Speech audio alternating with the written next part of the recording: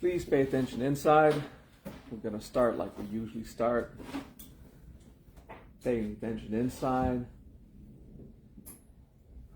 Eyes open or closed, doesn't matter, as long as you're focused in there somewhere.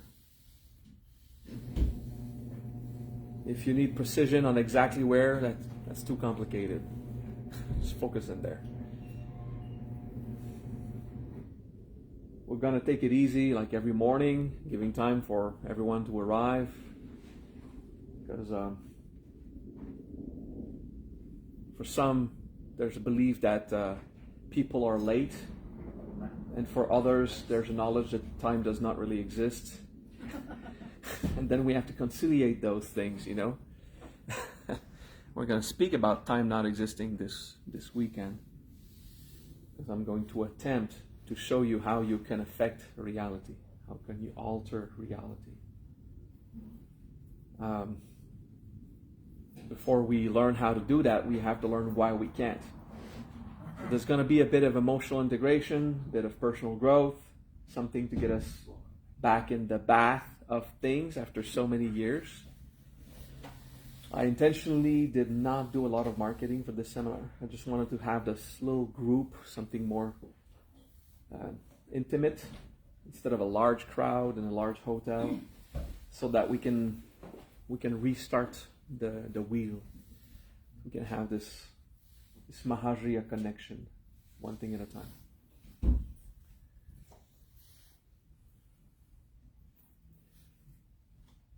It takes years to learn every single word I'm going to use during the seminar. It takes years. So if I say a word in Sanskrit, Hebrew, Greek, Latin, English, French, Spanish, Italian, at any point, and you never learned that word before, you're normal. It means you're okay, you're fine. You're not going to follow everything. But since I've got a lot of advanced students here, I want them to catch on to some things. I want them to have the opportunity to learn stuff at their level, since we got a lot of newbies also. Newbies is whoever has studied with me less than 2 years. So there's a bunch of you. I want also the new guys to follow. So I'm going to try to keep all of you in mind and be kind in my teachings when I can. When I can't, can't. That's how it is.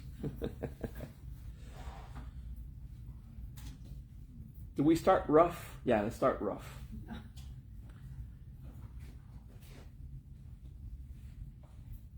In spirituality, there's something called enlightenment. Enlightenment is a word. It means nothing. Take 30 seconds to speak of snow in the desert. If you talk about snow to someone who's never experienced it, you say it's white flakes falling from the sky. They think you're a bit enlightened, you know. And you say, okay, and then it touches you, it's super cold, but it changes in water. Like, he's really enlightened. Okay? So, snow as a word, until someone experiences it, means nothing. Once you've experienced it, okay, I get it, snow. So, the words we use highly depend on the experience we have of them. So, we speak of enlightenment, most of you never experienced it, so what does it even mean? So, it's a mystery thing that we should not put too much energy in, because it's actually irrelevant. If you're enlightened, you are. If you aren't, you aren't. And does it really matter? And the conceptions we have of enlightenment are so filled with fantasy and Star Wars, Harry Potter magic that it makes no sense.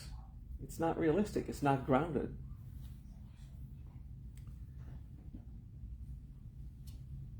What matters is results. Okay? Let's ask yourself a personal question. Oh, I will shut down my vibration, noise, and setting. I'm back, guys. Sorry about that. My settings were disturbing everything. And then Google's telling me something, I receive a text and everything. We're like, clack, we need your attention. Phone, just shut up. All right. So let's ask ourselves a serious, dramatic question. This is a question I ask myself even after 30-something years of practice. The last time I got angry, did I choose it? Think about it. When's the last time you got angry? A little angry, a lot angry, irritated, aggravated, any level of anger? Did it happen? If your answer is no, you don't need to be here. If you believe you never are angry, maybe I become your disciple. Maybe that's what's going to happen. But usually we have moments of anger or irritation. But it's true for a few of us, it's not anger, it's more extreme disappointment. Like instead of being angry, we're just like alone and disappointed at everything. Okay. So last time you got angry or had a wave of irritation or disappointment, did you choose it? The answer is obviously no, but it's good to ask the question, did I choose it? It puts us in an interrogative attitude so that we can be available to the answer and be honest with ourselves. No, I didn't choose it. It happened. It rises from inside. So it takes humility to admit to ourselves that there's stuff inside us that will rise beyond our own free will, beyond our control. And it is required to have that humility to start an efficient process of personal growth and learning spirituality and even developing some supernatural ability. Again, no Star Wars, Harry Potter stuff. More down to earth and practical stuff we can demonstrate. Yes, there is something such as a supernatural. It is less impressive as in the movies. Let me give you an example. When you feel contact with someone that they call, when you have the feeling someone's watching, you turn around and someone's watching. We already have these feelings, these intuitions, the sensation of other people's intention towards us. We already feel it, okay? So we can say that is supernatural. It's just very refined intuition. We can cultivate that to the point that it almost becomes clairvoyance or like revelations. But it's a natural phenomenon we almost all of us have already. So it's much more down to earth than the spectacular things of, people coming back from the dead and levitating and shit like that, which would be pretty cool if it was real. Nonetheless, one thing at a time, right? Later we do funky stuff. Now we learn about, when I get angry, do I choose it? Breathe inside the abdomen. I've got newbies online also, right? So I'm pretty sure it's wise to have this little intro. So right now, we're not resolving it. We're not forgiving ourselves. We're not apparently doing growth. We're not trying to heal anything. We're just trying to admit, yes, I get angry or disappointed. And just feel it. How does it feel? Just be available to feel it. You see, emotions, they're hard and stuck inside until you actually look at them and feel them. If you look at them with your mind, they'll take forever to dissolve, but they will. If you feel them, they will dissolve much faster. Okay? So paying attention to our emotion and trying to feel it. Oh yeah, I got angry, it pissed me off so much. And admitting that we don't choose that it takes over us and we're less smart for a moment. We lose a bit of our mental capacities. We say things we didn't want to. Oh, I didn't want to say it. Yeah, but you said it. I didn't want to do that. Yeah, but you did it. See? We lose a bit of free will. So right now we're just practicing being honest with yourself and admit to yourself that sometimes it happens through anger or disappointment. Okay? And you breathe that mass here. Were you disappointed lately? Did you have a disappointment like a strong abandonment? A moment where you didn't really have what you wanted from life? It happens, right? Breathe it, feel it. Let's not hurry into healing it, because part of the healing is our capacity to be honest enough with ourselves and embrace it. And actually just paying attention to it, it will soften. It will slowly lose power over us. It takes time. So allowing yourself to be vulnerable give us back our power. Now, vulnerability doesn't feel like power, but it is. In the sense that it frees us from the enslavement, from all these things inside that take control over us when we have an emotional reaction. And then we don't think. We're not productive anymore. When we're reacting, we're not focused, thinking in solution. We're thinking in the problem, and it's whose fault it is, and who can I destroy, for my problem to go away. Did you ever think that? Now, if that person would just be dead, my problem would be over. You think these things, right? Like, if they would just be destroyed. Yeah, it's pretty arrogant, right? But we have these thoughts, like if that person would just, I don't want this person to die, I just want it to cease to exist. Death seems to be like an efficient path toward that person not existing anymore. So we have this arrogance, egocentrism of me is way more important than what the other is. And it's difficult, especially because oftentimes the other is really an idiot, an asshole. The other really did something that is inappropriate or vicious or not good. And this is where it becomes even harder. You are right, they are wrong. And being right is a cause of suffering.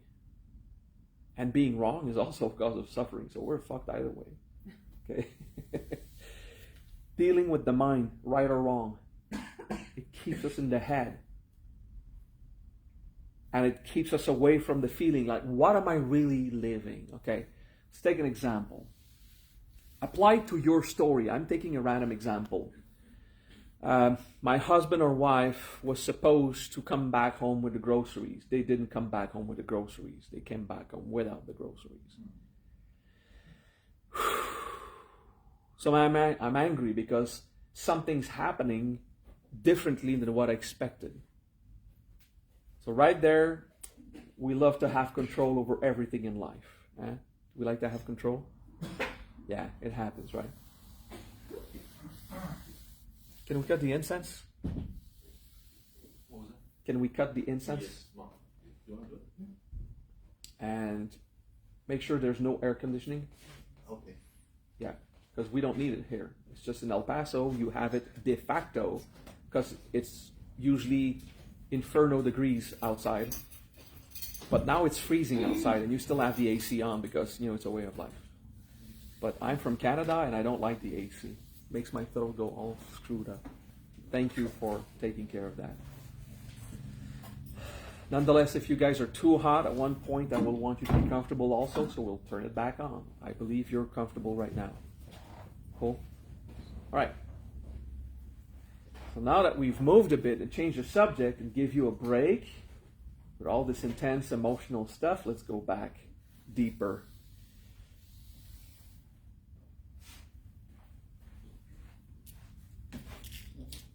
I'm pretty sure your story is not she or he did not come back with the groceries. I think it's probably more intense than that, right?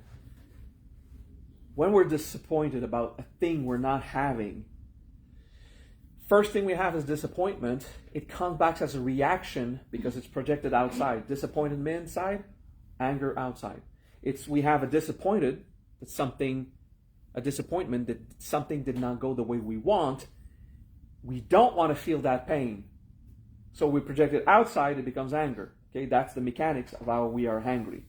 We want the outside world to resolve the inner pain. That's a normal human reflex. If you're like that, it means you're normal. Okay? And after 30-something years of intensive personal growth, I still have these moments. They usually don't last long. But I remember when they lasted days or weeks. Now they last minutes, sometimes hours. But you can get better at this. It takes time. But I remember that I could spend days just hateful towards someone because of what they did. And all I was doing is doing the maximum energy to put my pain outside so I wouldn't feel it. So get this back in. What is my disappointment? When I'm angry, let's ask myself, what did I just lose? What's my disappointment? What did I not get how I want? And how does it feel? It's really unpleasant. And the combat is, you are right. My partner is wrong for forgetting the groceries. But then you can have, compassion. People are human, they forget. Have you ever forgotten something? Yeah, okay. The other can forget something. Sometimes your story is more than they didn't come back with the groceries. Sometimes you're really stuck, your intellect is, but why should I do personal growth? Because the other screwed up. It's the other's fault. Yeah, but who's in pain?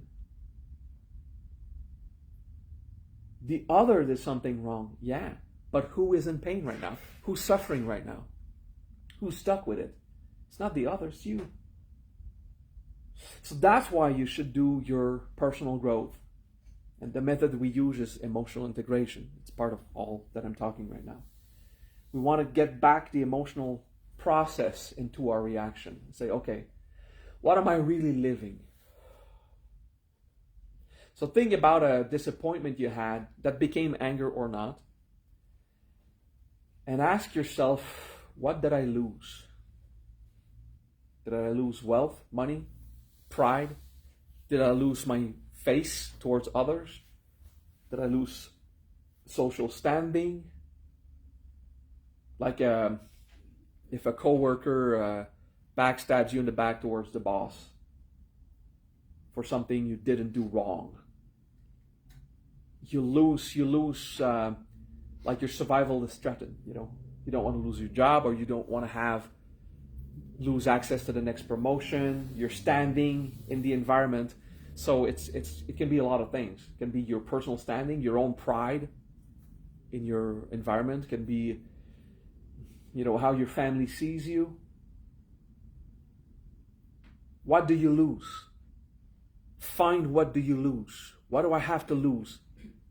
Self-esteem, my image, survival, peace of mind, time.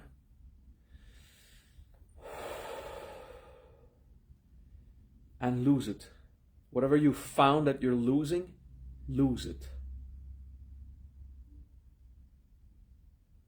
It doesn't mean we won't do anything to correct the situation, because justice is a virtue. Justice is important to rectify things.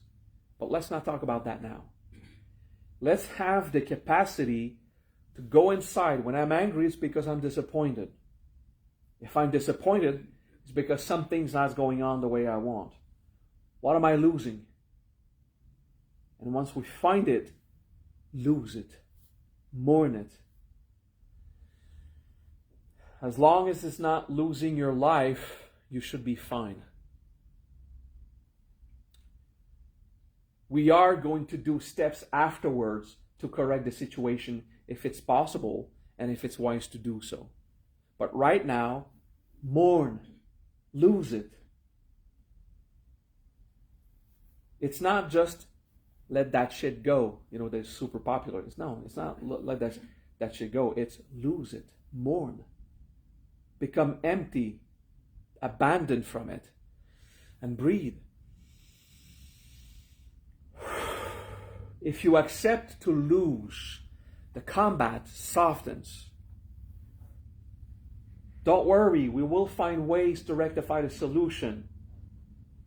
But as long as inside you're fighting to keep what you've lost anyway, it's too late, you've lost it. You lost your money, you lost your time, you lost your image, your pride, you lost it anyway. It's too late. It's already lost if you're disappointed, because it's already gone. Or else you wouldn't be disappointed. You'd have what you want. So lose it, because it's already lost. See, the ego thinks, if I go and mourn some things, it means I will admit that I lost it. Yeah, well, whether you admit it or not, it's gone. You have been backstabbed by your best friend or your coworker. You have been judged by your parents. You have been rejected by your children. It happened. It's too late. It's done. You have lost. So this practice of mourning does not consist of accepting that you will lose something, but admit that it's already gone. You're suffering because this war is over. Now the next step will be how you can get it back. Reestablish your image. Get back your money. Clarify the situation with the friends and the family. We'll see about that later. But you'll be stuck with this immense pressure until you reestablish your image. What if you have never reestablished it? What if you never get back that money? You're just going to suffer forever because someone betrayed you? People betray others. And everyone who has ever betrayed someone thinks, I didn't betray anyone. I'm just being me. I'm just doing me. Like, I care of me, they take care of them. But the others, they see it as betrayal, you know? When you were betrayed by others, they didn't want to betray you. The same way you never wanted to betray anyone. You just took care of you in the way you thought was best. And the others felt betrayed for whatever reason it concerns them. It's a complex mechanics. Let's go back to feeling that projection of anger, that response that wants to hurt others or rectify the things outside. That it comes from a disappointment because I lost something and I'm having trouble accepting it's already gone. The ego thinks I'm not mourning that stuff because I want it back. So what? You're going to stay in hell until it's back? Hey, imagine that. You could resolve your suffering now and still get it back by just doing proper steps. Applying justice, being responsible, rectifying the solution. And if you can't, you'll never get it back. It's over. If your lover's gone, your lover's gone. It's done. But I'll get him back. Do you really want to? Is that wise?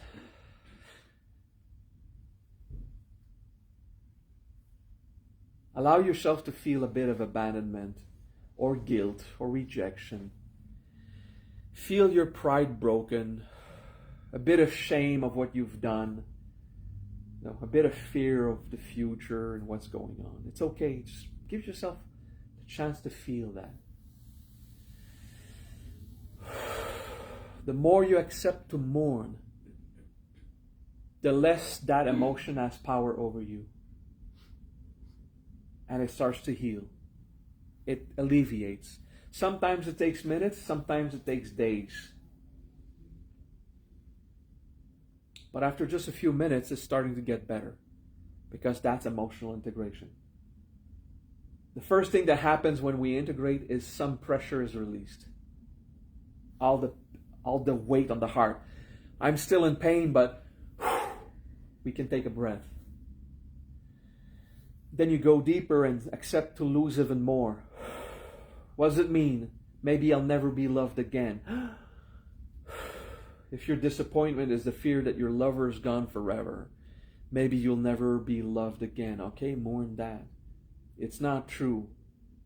But it's a fear you have, so just embrace it. You will be loved again, but you can't prove it. So, alright, embrace that you'll never be loved again. Mourn it. Until you have the courage to embrace yourself as a complete being, autonomous, mature and responsible, and then you can ask yourself, okay, with the cards that life has given me right now, what can I do? Instead of fighting outside to get everything back that you believe you've lost, or that, what can I do now? There are things we'll never get back. Health. Some of the body is built to heal, even until old age. But sometimes there are things that will not come back. I remember when I was 20, I'm not 20 anymore. That's how it is. Yeah, most of you understand that, right? There are things you can't do anymore. Yeah. Sometimes a person you love goes away. Lover, friend, family member, they're dead. Okay? There are things that you'll never get back. So learn to mourn. Embrace the suck, which is what the American grunts say in the battlefield. When it sucks, they say to themselves, embrace the suck. I've learned that working with militaries in America, and now I say it when I integrate. All right, embrace the suck.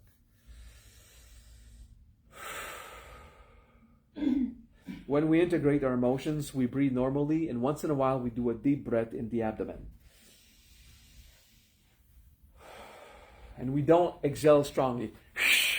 Okay? That's a reaction that we want the emotion out as soon as possible. Doesn't work. It actually stresses your system and keeps the emotion in. Let go of the air. Relax. Okay? And don't constantly breathe hard. You're going to hyperventilate. Just breathe normally, and sometimes in the abdomen. A reflex we have is to breathe from the upper chest. And the abdos are contracted. That doesn't bring the air down, and that means it doesn't bring your consciousness down. Because consciousness is the dissolvent. The dissolvent, I don't know in English how to say it. My primary language is French, so I might be missing a few words sometimes. The more you're conscious of an emotional state, the more you embrace it, accept to live it in your guts, the more it loses power over you.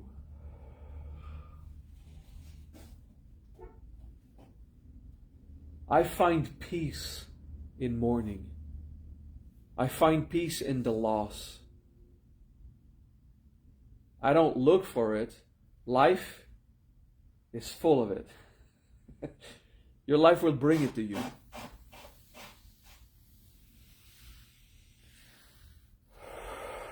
Take a deep breath now.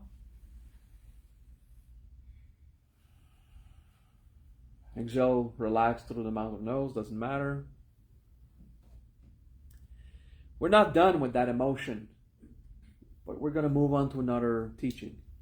So what we're going to do is a vocal breath. You're going to do the sound ah, okay, when you exhale. Ah. And a second one. Ah. No more. At the third, hyperventilation can start. That's releasing, eh? Normal breath, we relax. Another vocal breath. Ah. All right. Releasing the pressure of the emotion that we just worked on. That is controlled crying. Okay? Basically, when you have an emotion so rich and you're holding it inside and you go, what your body's trying to do is but you got so much pressure to refuse to feel that when it comes out, it's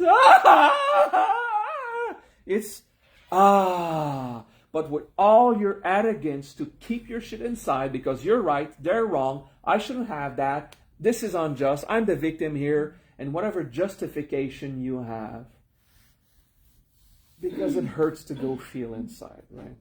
This is what it is. So after a good integration, we do a vocal breath, one or two, and that's it. We let it go. There's no more pressure because we accept it. Okay, I'm angry. That's on me. Even if the other's wrong, what am I losing? Now it's important after integration to ask yourself a positive thing. What can I do with the cards that life gave me? What can I do with the resources I have, the capacities I have, the competence I have to make life better now? In that situation or another. Like, if something cannot be resolved, it won't be resolved. But sometimes it can. So what can I do about it? We must not use personal growth as a way to become a victim of what everything happens to us and never create something better in life. But if you're stuck with your emotional weight, your creation power is off. It's gone. Your capacity to affect life or influence the world is gone. Tomorrow, the class is about affecting reality, doing changes of reality that are supernatural in nature, where stuff that was broken suddenly is repaired. It's not magic, but it looks like it. You are going to be late. You're going to be 10 minutes late at your job, but you arrive on time, and now the clock is right because space-time is a bit malleable, and we'll see that. It's really funky stuff tomorrow. I'm going to play with dice that give results from 1 to 6. We're going to affect the results that come out. So we're going to do a gesture, a physical gesture, with a physical little thing, an object, a dice, that we can validate by seeing the results. Because we don't want to do the Harry Potter, Star Wars, whatever else magic kind of thing. We don't want to do that. Because when we speak of the supernatural, the easiest thing is to lose our mind and start to, disconnect from reality. We don't want that. But if there is something somewhat close to what is supernatural, something spiritual where we can affect reality, we want to have a physically verifiable demonstration, and we are going to do that. So people that are online tomorrow, you need a D6. All right? Not a D10, a D14 or 20, whatever. This is not Dungeons and Dragon. It's a D6 that we want, right? Do I have water here? No, it's an antique cup. Do I have water somewhere?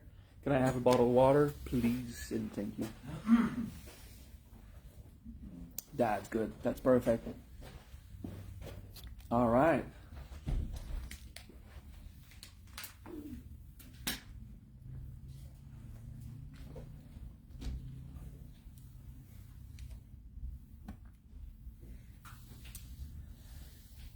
What time is it? 10:35. All right. Because usually I have the time here, but now I'm streaming, so I don't.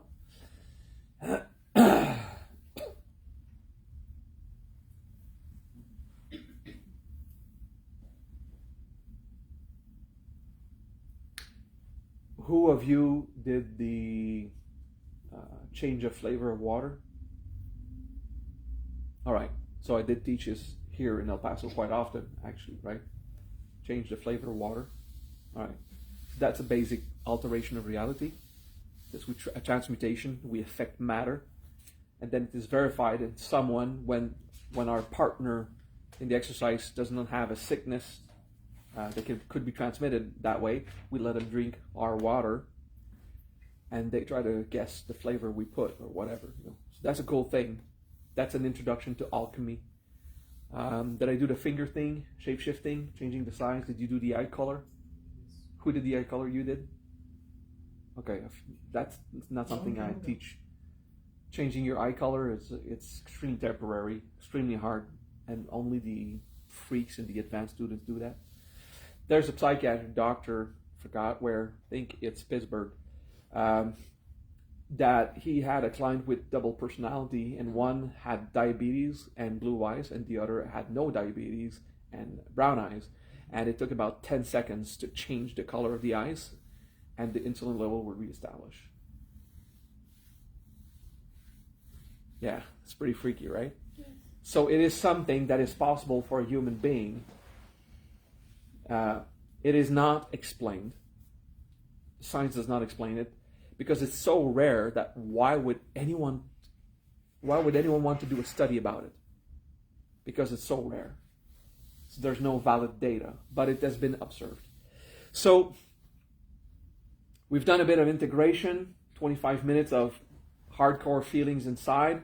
Now we're doing the funky stuff, the fun stuff to talk about. And then we'll have another personal growth moment in the next class at 11. So we did not know what the sun was up to 100 years ago. We had ideas. And 500 years ago, and 1,000 years ago, no one knew anything about fusion of atoms and fission and whatever happens in the sun. No one knew about that. No one. But you look up, there's a sun.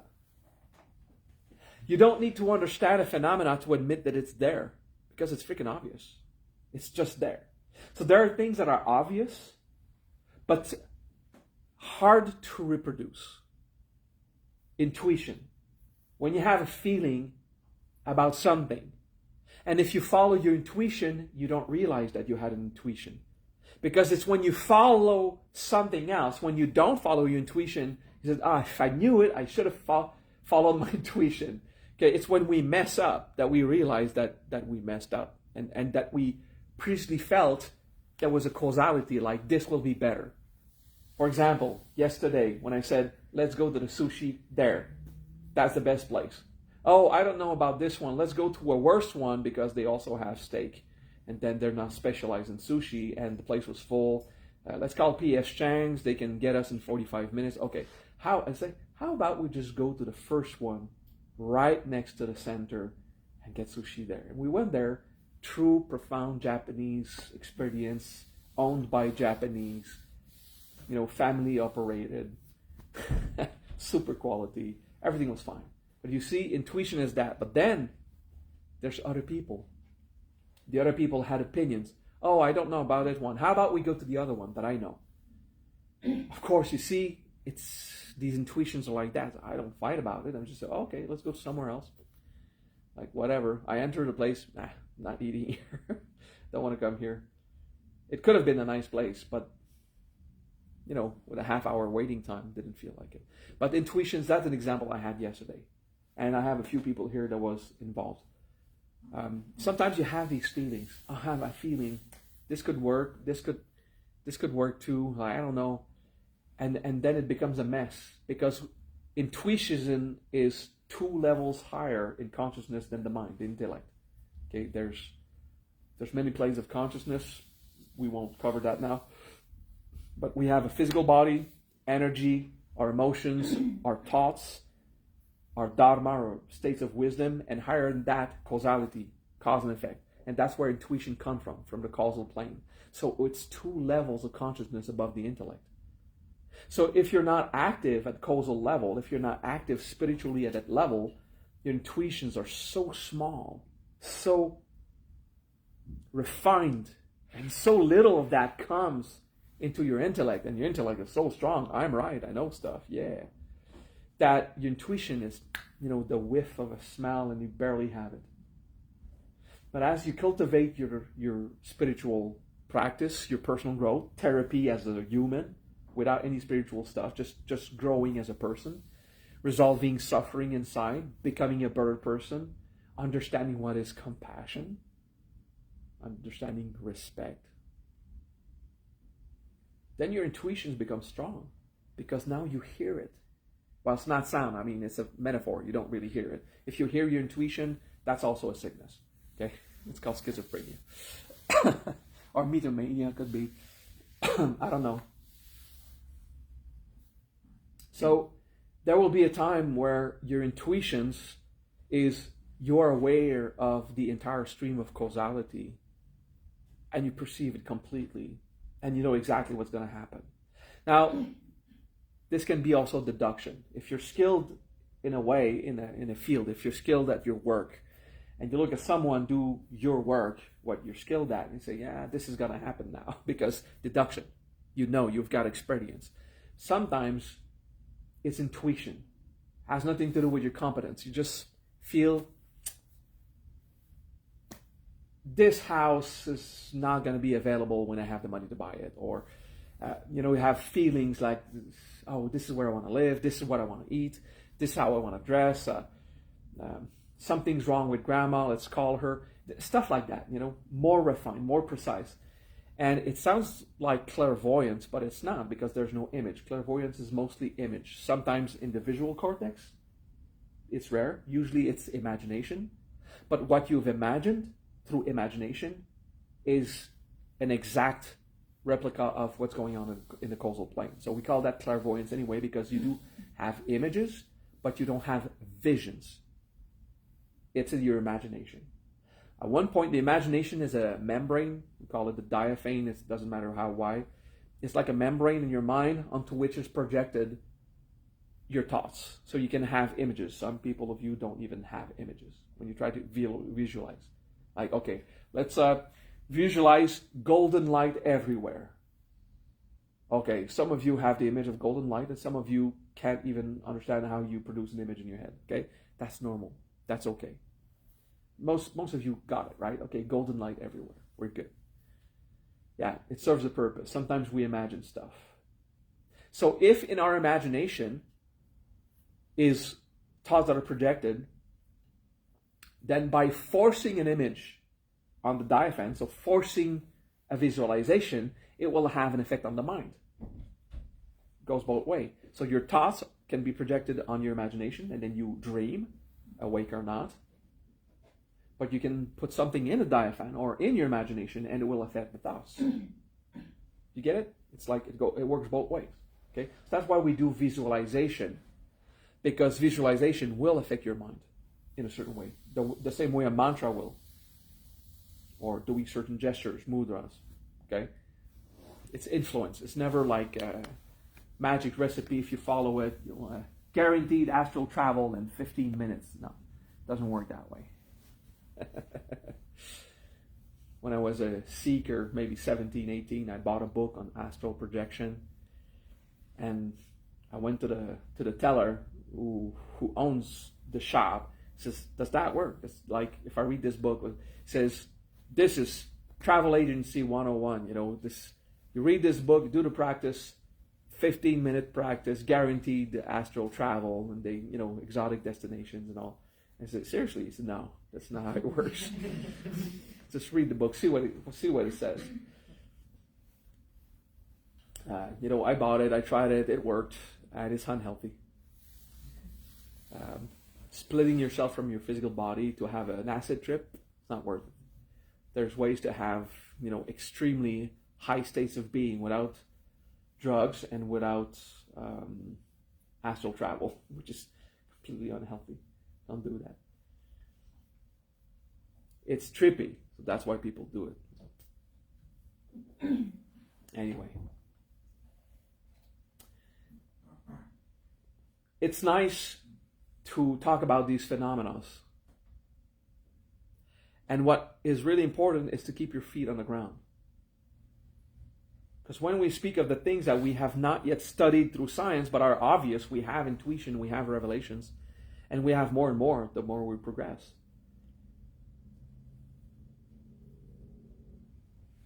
It's tempting to disconnect from physical reality and try to believe that, all the new age conspiracy stuff, lizard people underground are controlling the government and tinfoil hats and shit, the effect of crystals. And we go into, in a fantasy world that's not even realistic.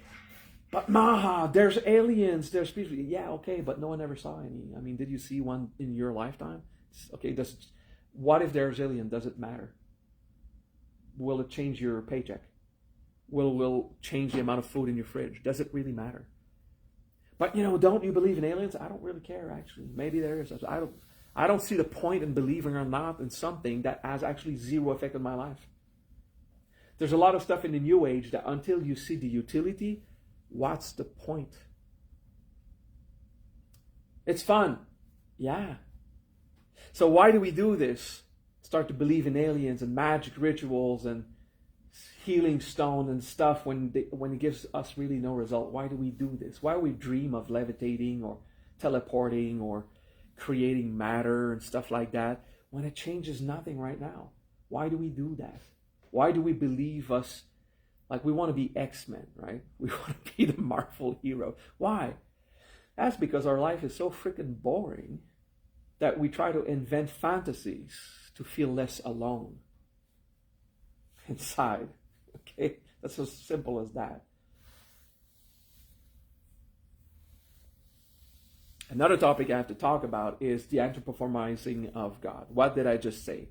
Anthropo is the human. Morph is the form. Anthropomorph means to have a human form or definition. So when we anthropomorphize God, so we say God is a human being. Oh, no, of course he's not human. He created all things, but you talk to him, you give him a name, he's got a long beard, he's on a cloud.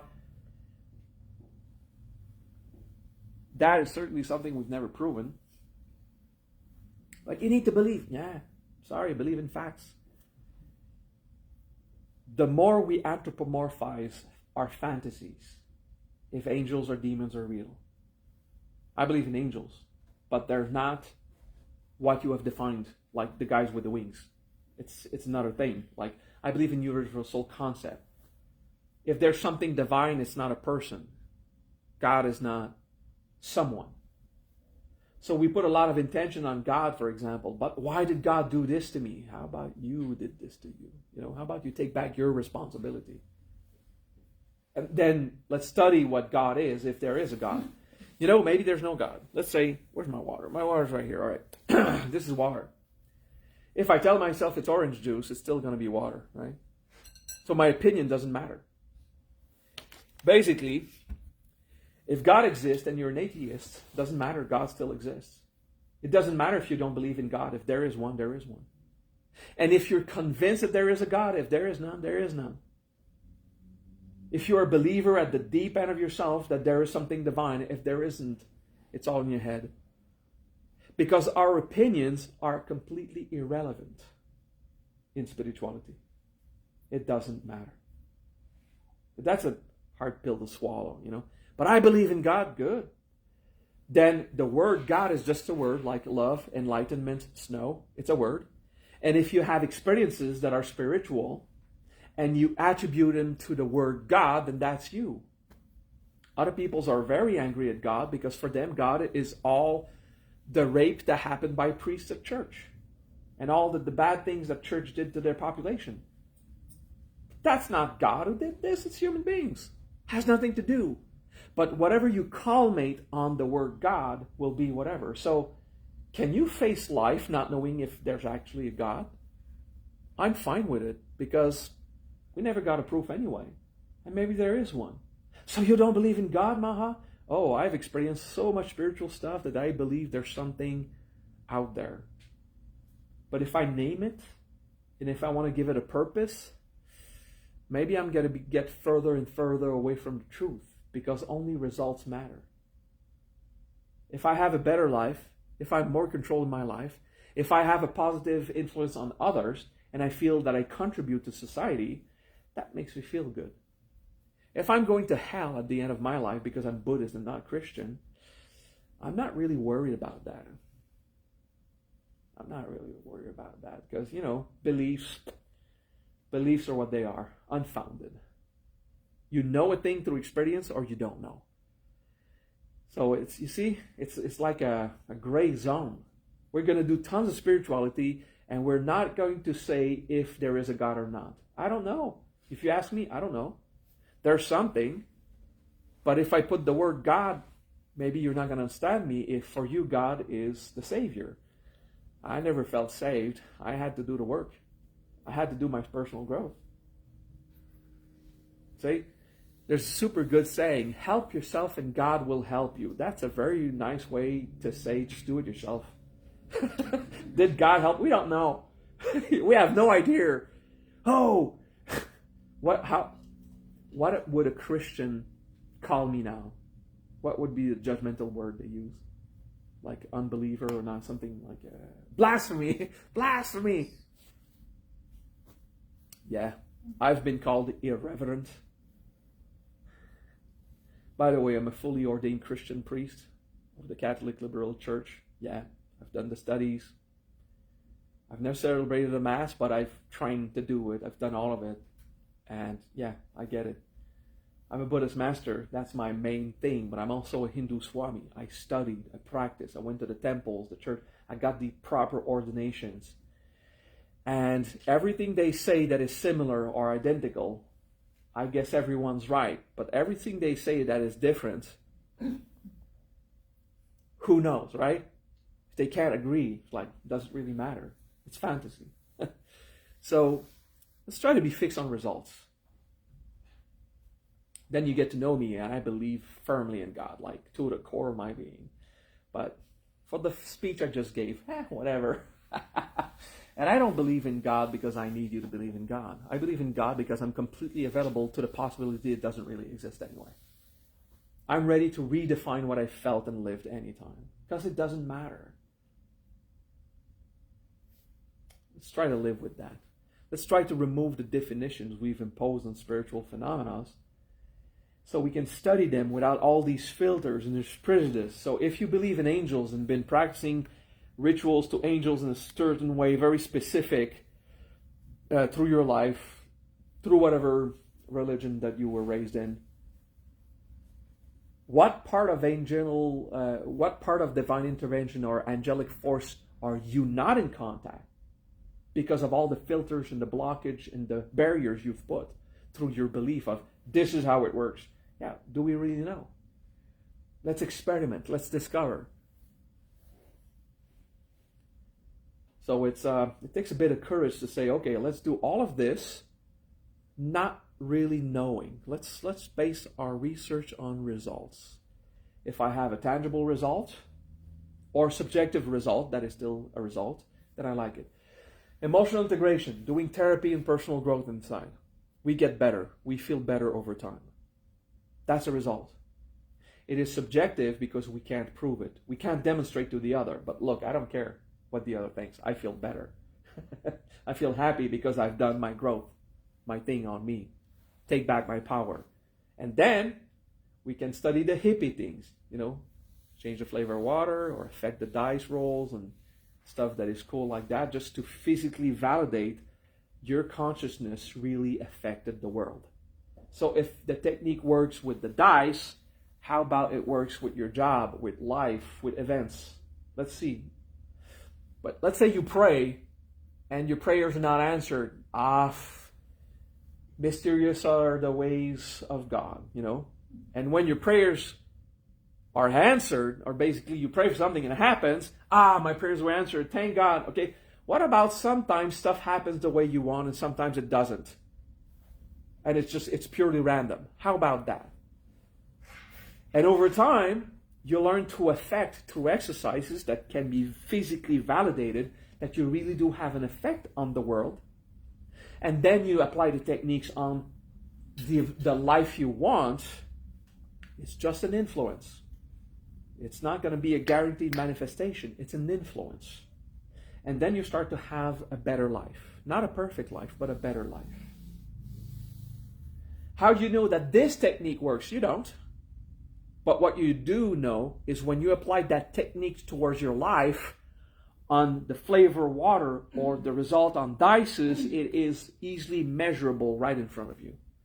That's how we validate the technique works, because we've applied it in a way that can be observed and repeated. Science requires various conditions. You need to be able to produce a result at will under certain conditions. And then sometimes the results don't happen and the science people will give statistics. 79% of the time that you did that, this was a result in the laboratory. Okay, so even then it's not 100%, but they admit it's statistics. So they admit that even the experiments can be an influence on possibilities. Like 96% of people who took Viagra got hard, and 4% of people just got, terrible liver disease, whatever. I don't know the consequence. I'm just saying this. Maybe it's good for you, actually. I don't know.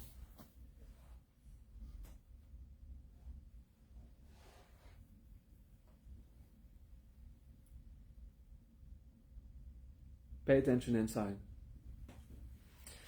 Let's go back to applied technique after this very intellectual dialogue. And you're transcending, like I'm having trouble following. Yes. Sometimes we transcend. That means we're having trouble with our intellect following the class. That's because the energy and the consciousness is rising. What did I just say? If you can't measure it, it's ridiculous. The energy is rising. What does it even mean? Such a new age phrase. One day you will feel energy and you'll say, oh yeah, I feel energy now. It's rising. But until then, maybe even the master is just throwing new age stuff around, right? We'll learn to feel our energy. It will take time, okay? Pay attention inside, eyes open or closed, doesn't matter.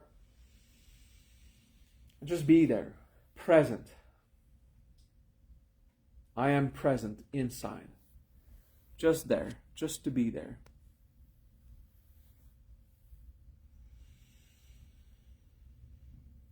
And you take a deep breath, just one, and then breathe normally. and be present. Imagine that you're sitting in your body the way you wear your pants, you know. You're just sitting in your butt. You're incarnate. You're there. Feel present.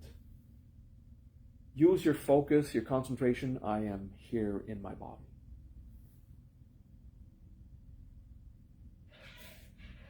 And when you feel like it, once in a while, a deep breath, but not all the time. To consciously be present.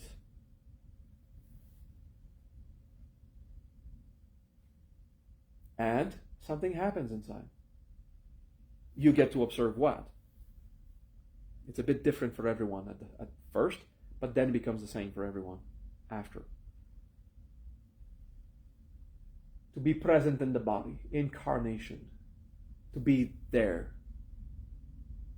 And you feel your body more. You feel also consciousness more. Whatever that means. You feel something. You are present. I'm here.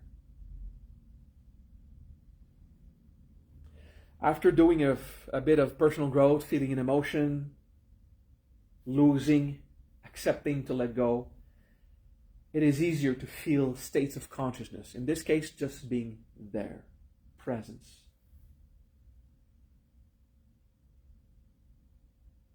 And now we're just going to check how much energy you have in your body. Okay? Look at me. You're going to put your hand like this, left hand. And you're going to do the laser gun thing with the right hand. Okay? Don't get close. You can feel your magnetic field or just the heat of the body or the wind from your fingers. Okay? So you stay at least a few inches. And now with your imagination, you play a game. Shoot lasers through your fingers. Red, hard lasers in your left hand. And go down to your elbow and back up. Not too close, just a few inches. Down to the elbow. But you need to want it. It's not just in the head. It's, theatralize it. Shoot that laser. Want it. Feel that you're shooting that laser in your hand. And back to the elbow. And back up to the hand. And switch from your left hand. You're going to switch on the right. When you're ready. And no prisa. Just to see what you felt on your hand and your arm.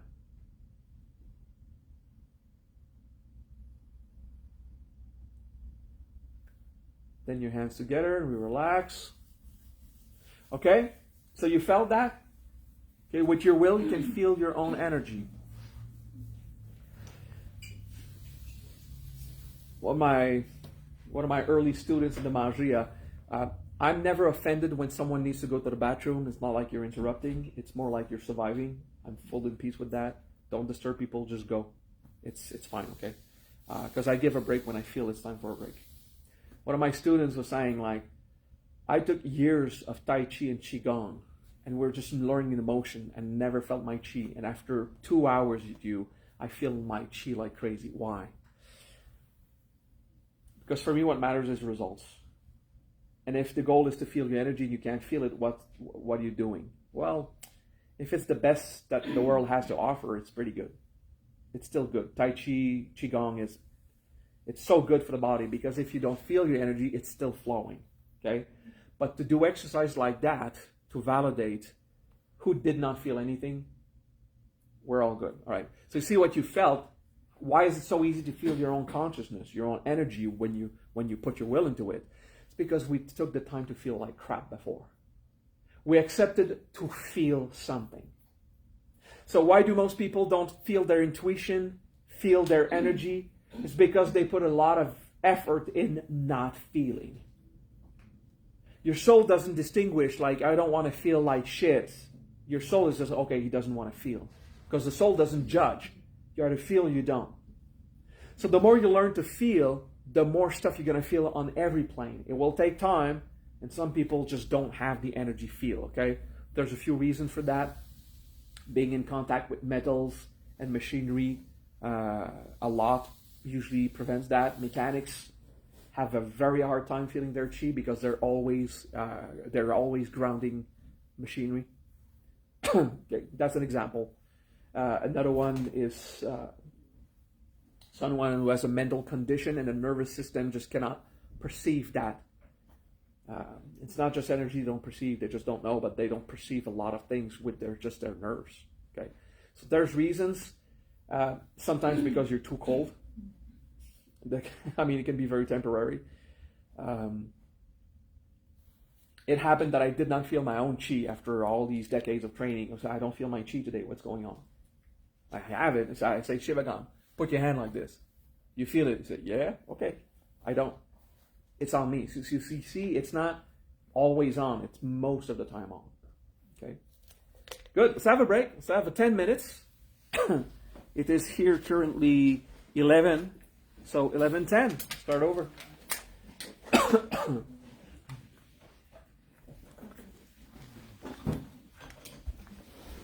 Lucille. Dame un abrazo. Luis.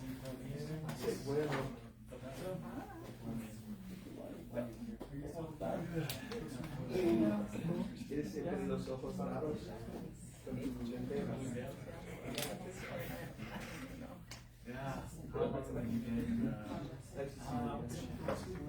Well, it's nice to meet you in Alchemy. How's your girlfriend? Still on? Yeah. All right.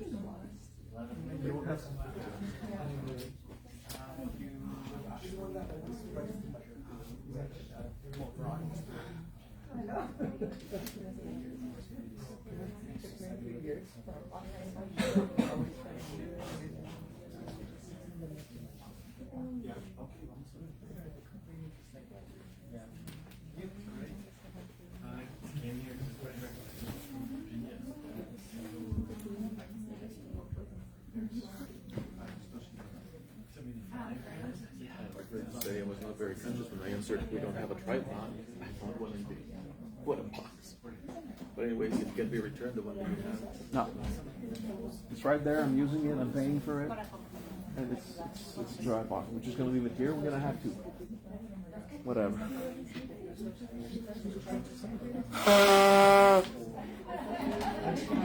I don't know.